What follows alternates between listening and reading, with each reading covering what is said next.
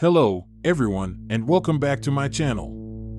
Today, we're going to dive into a truly chilling story. Remember, even if you're running in the most familiar, bustling place, you must always stay alert.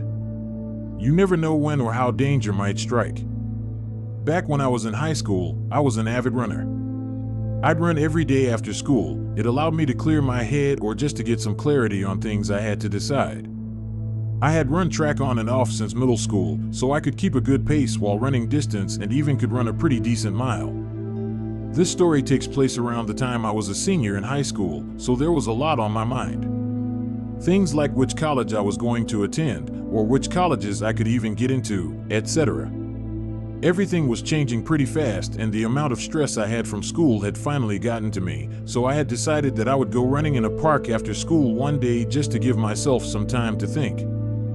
The park was a pretty popular place. It had some really great trails, and it helped that it wasn't far off from my house, so I ran there pretty often. I always had felt safe while running in the park as I saw lots of people I knew and often always saw someone on the trails.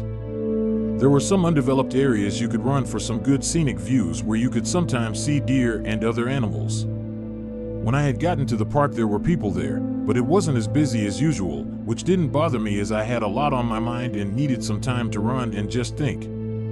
I did all of the things I usually did, like stretch, and got ready to enter the woods.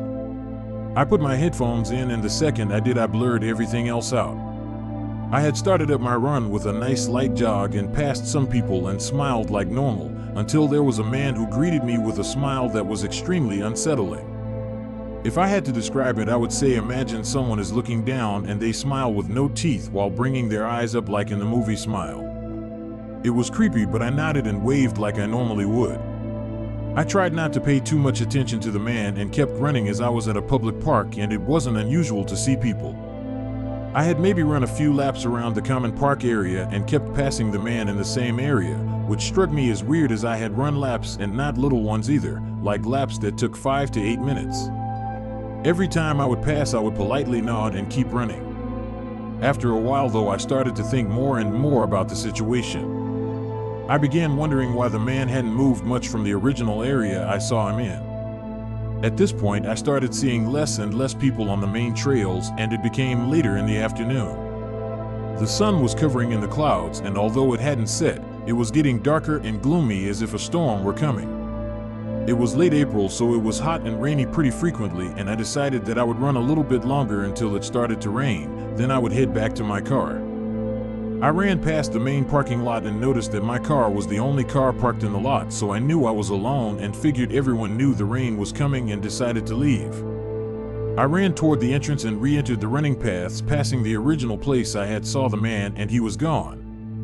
I slowed down, catching my breath, and walked slightly for a few minutes deeper and deeper in the trail. I was gathering my thoughts when I felt the feeling of being watched.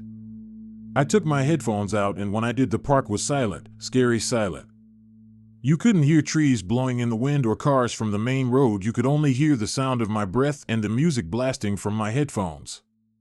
I looked around and didn't notice anything, so I kept walking, this time remaining vigilant as I couldn't shake the feeling that I was being watched. As I was walking, I had my head down, and when I brought it up, I noticed a man from earlier walking in my direction, except this time he wasn't smiling. He looked agitated, so I didn't even bother to smile or wave. I kept my head down, but noticed he was in jeans, boots, and a long-sleeve shirt. Something I hadn't noticed earlier. It wasn't unusual for someone to be wearing that, but it was in the low 80s and humid from rain days prior, so I knew he had to be hot. I kept walking for a minute, hoping that I was in the clear, and when I made it probably 20 feet away, I turned around to see where he had went, and to my surprise, he turned around also, walking in my direction. I picked up my pace a little and started jogging, leaving my headphones out this time. Every step I took, I heard more behind me. I glanced back and noticed the man jogging as well. I thought to myself, jogging in jeans, boots, and a long sleeve.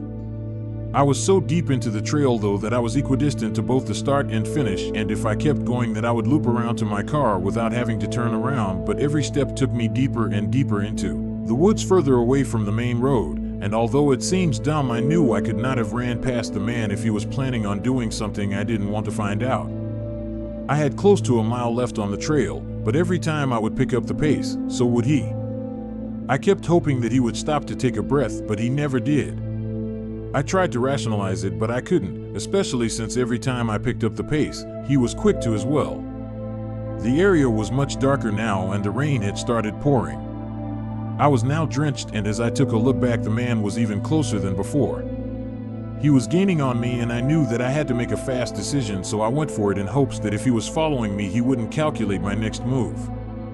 I was approaching a scenic dip-off trail that had been overgrown and covered by leaves and sticks leading downward on a slope like a tall hill. People had stopped running down it because of how steep it was, but it cut right down the main loop, saving probably 1/3 of the remainder. At this point, the only people who really knew about it were the people who had ran it before it became overgrown. I picked up my pace as fast as I could, running straight forward on the main path, and covered my face with my arms, cutting a sharp left, running through the twigs, vines, and leaves. I heard an audible gasp followed by the sound of heavy footsteps. I ran down the hill as fast as I could, hoping that I had made a right decision, too afraid to look back until I reached the bottom of the hill. I had put a good distance between us, and when I turned around for the last time, there he was standing at the top of the hill, looking down at me, breathing heavily, looking annoyed and angry like he was on the verge of a psychotic break. He was breathing heavily, covered in rain, and just staring at me with such anger. I didn't stick around and ran as fast as I could toward my car, hoping that when I got to my car the story would end there, but when I approached my car, I quickly jumped into it, pulling out of the parking lot as fast as I could. I looked in the rear view, noticing the man on the edge of the woods staring, and it immediately sent chills down my spine as there were no other cars in the parking lot.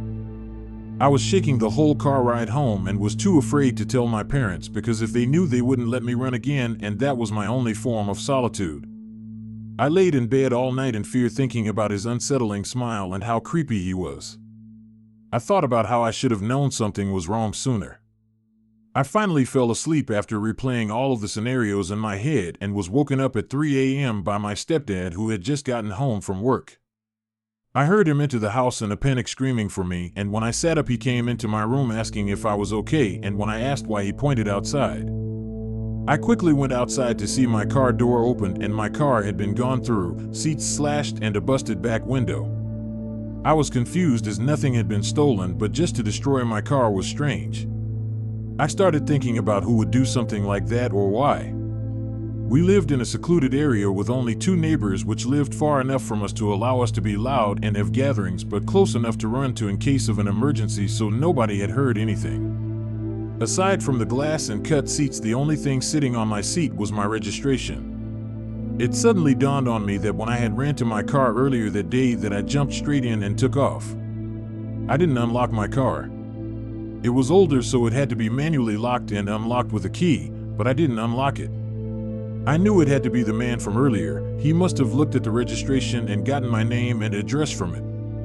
I moved to college shortly after, and my family sold the house when I was in college, but it still makes me wonder what else he would have done if he would have gotten me, or even worse, broken into my house. Has anyone had similar experiences? Let me know in the comments below, and I'll see you next time.